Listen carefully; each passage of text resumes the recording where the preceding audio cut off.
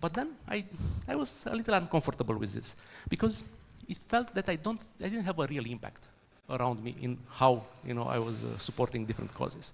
So I set up a foundation called Autonom Foundation, and initially in the first year I didn't know what to do. I didn't know what are the causes, how should I proceed.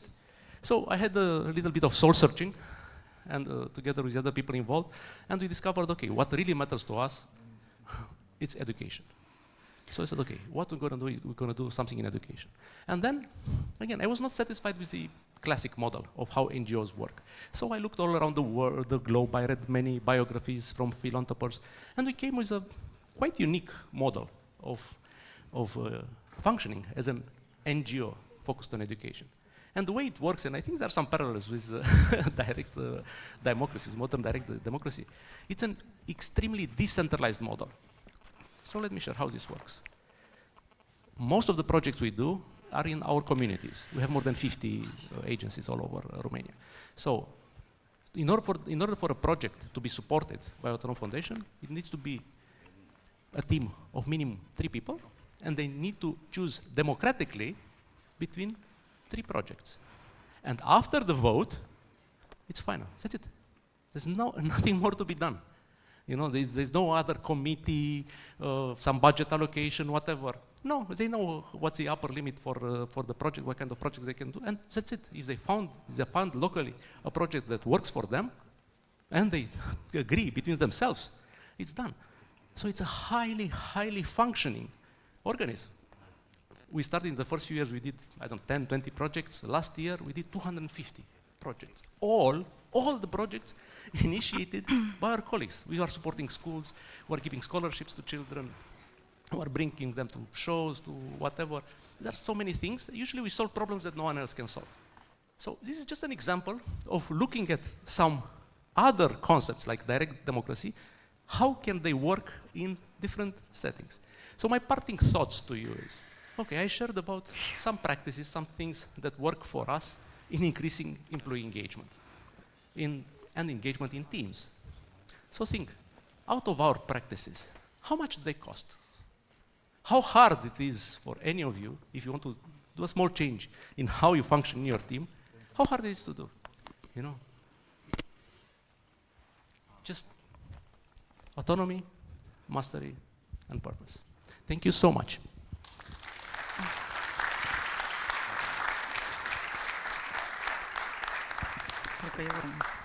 Thank you. Okay. And I am looking for my co-moderator.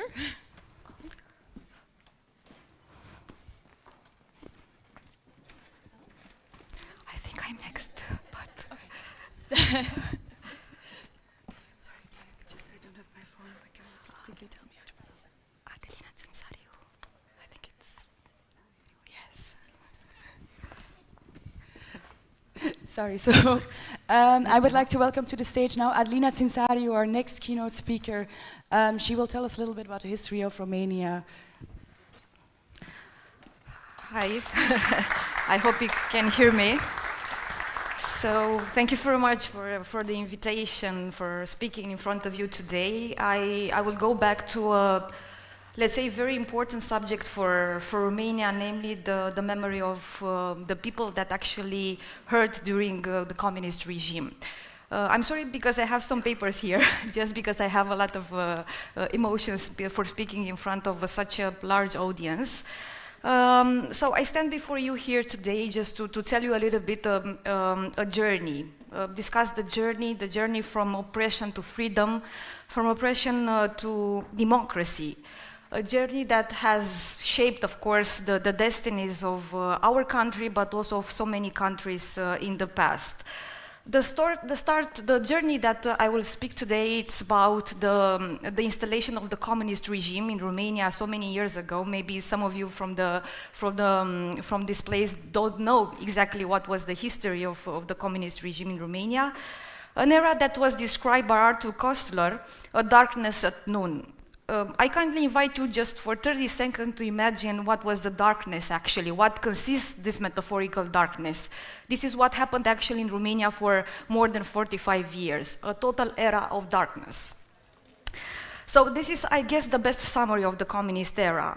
A total blindness akin to the famous novel of José Saramago that was speaking about what is happening when actually everything is in the dark. However, this journey from darkness to light, I think, is also very important because it's not simple but nor painless. It is fraught with struggle, courage, and a very important sacrifice of people actually that oppose to the communist regime. It is important to remind us that is a spirit of the human, that is a battle of the human spirit that actually confronts the totalitarianism, the communist regimes. This is also what happened in Romania in those years of total darkness. So democracy as we cherish it today is not a given, and it never is. We should remind ourselves every day this thing.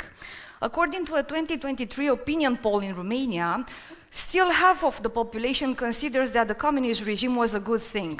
So we should be worried about that, worried about the fact that people today still consider that totalitarianism is a good thing.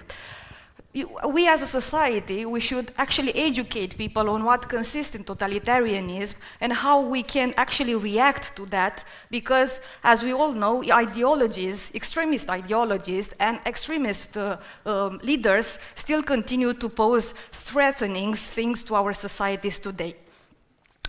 Our history is filled with lessons. Some of them are exclusively written in the blood and tears of those who dare to oppose to the communist regimes.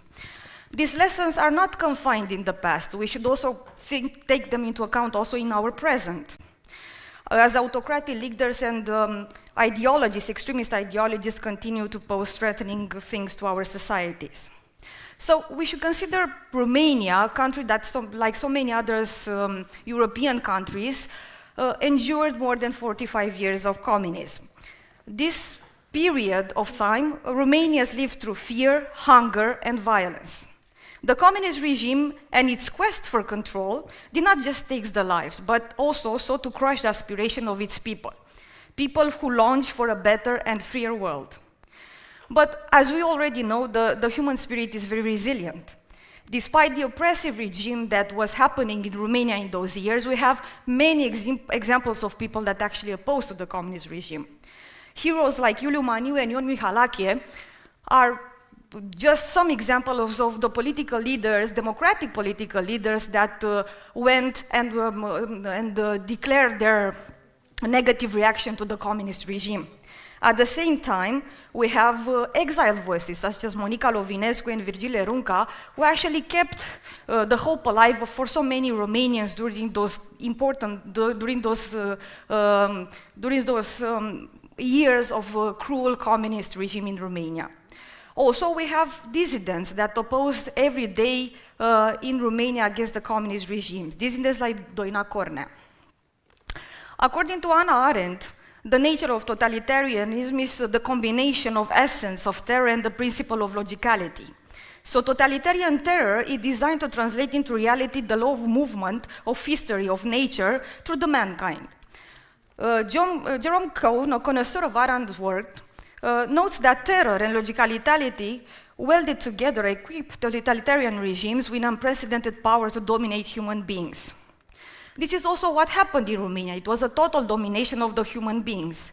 But at the same time, the voices that opposed the communist regime were so much more important. This is why, in 1989, so many of the Romanians opposed the communist regime and actually went to the streets.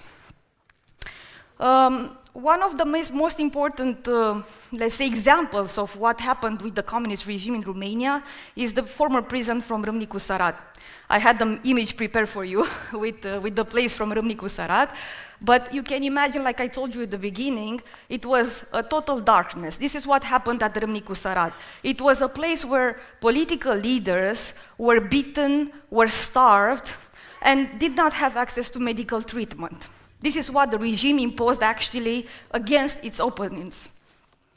One of the examples, let's say, of dealing with the past is actually my own example. Why I'm telling you that is because in 2013, I was among the youngsters, a very young team actually, that went on and gather information in order to prosecute those that were guilty for the atrocities for the communist prisons from Râmnicu Sărat. So during my tenure as an investigator for the communist crimes, actually I gather information, documents, in order to prosecute Alexandru Vișinescu, the commander from Râmnicu Sărat, from crimes against humanity. Was actually one of the most important examples of coming to terms with the past. It actually was one of the fewest examples in Romania for coming to terms with the past. Unfortunately, the transitional justice in Romania was nothing so like in other many countries, European countries, that actually accepted the past and went on and brought those guilty of crimes against humanity in front of justice. So in 2013, Alexandru Vișinescu, the commander of Râmnicu Sărat, at 89 years old, was sentenced to 20 years of prison.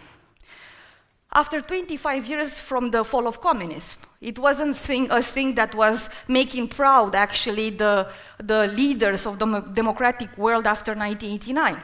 But still, it was justice that was fulfilled, and the victims of the communist regime, especially from Râmnicu Sărat, had the opportunity to live. So this what was happening to Râmnicu Sărat.